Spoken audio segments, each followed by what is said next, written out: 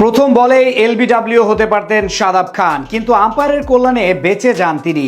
বিতর্কিত সিদ্ধান্তের পর বড় পুঁজি পায় স্বাগতিক পাকিস্তান। জবাবে আরও একবার ব্যর্থ বাংলাদেশের ব্যাটিং লাইন আপ। এক লিটন বাদে সবাই ছিলেন আসা যাওয়ার মিছিলে। আরও এক সহজ পরাজয় টাইগারদের। আম্পায়ারের বিতর্কিত সিদ্ধান্তের পর বাংলাদেশের ম্যাচ হার নিয়ে বাকিটা জানবো রিপোর্টে। শুরুটা শেখ মাহাদির হাত ধরে তার দুর্দান্ত বোলিংয়ে আজ প্রথমেই বিপদে পড়ে পাকিস্তান। এরপর সেখানে এসে পুনরায় আঘাত হানেন শরীফুল ইসলাম। আরব আমিরাত থেকে মলিন স্মৃতি নিয়ে আজ পাকিস্তানের বিপক্ষে মাঠে নামে বাংলাদেশ। টস করে এদিন ব্যাট করার সিদ্ধান্ত নেন স্বাগতিক অধিনায়ক সালমান আলী আগা।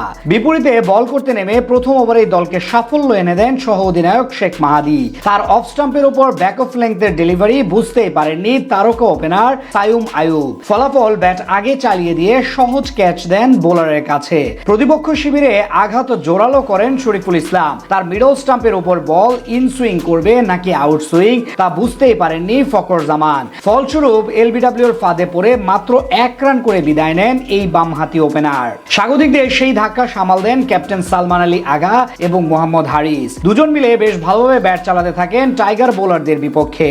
পাওয়ার প্লে শেষে 52 রান তুলে তারা।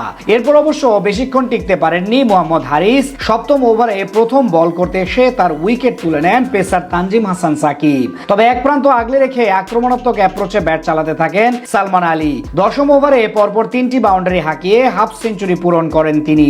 তাকে দারুণ সঙ্গ দিতে থাকেন হাসান নওয়াজ। দুই ব্যাটারের তাণ্ডবে কিছুটা ব্যাকফুটে চলে যায় বাংলাদেশ।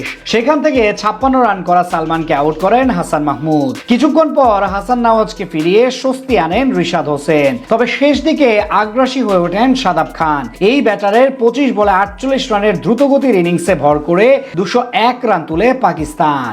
জবাবে ব্যাট করতে নেমে শুরুতেই বিপদে পড়ে বাংলাদেশ।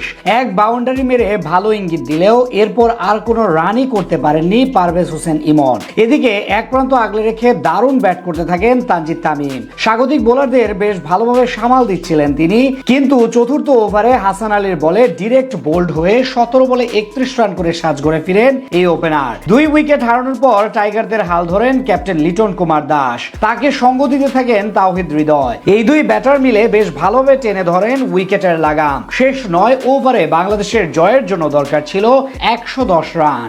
এরপর আর বেশিক্ষণ টিকতে পারেননি লিটন দাস। 12তম ওভারে অর্ধশতক থেকে মাত্র 2 রান পিছিয়ে থাকতে শাদাব খানের শিকার বনে ফেরত যান টাইগার কাপ্তান। এর কিছুক্ষণ পর এলবিডব্লিউর ফাঁদে পড়ে 22 বল থেকে মাত্র 17 রানের গুরুত্বহীন ইনিংস খেলে বিদায় নেন তাওহিদ হৃদয়। উইকেট এসে বেশিক্ষণ টিকতে পারেননি শামীম পাটোয়ারিও। শুধুমাত্র লড়াই করেন জাকের আলী অনিক, কিন্তু তার 20 বলে 36 রানের ইনিংস শুধু ব্যবধান কমিয়েছে।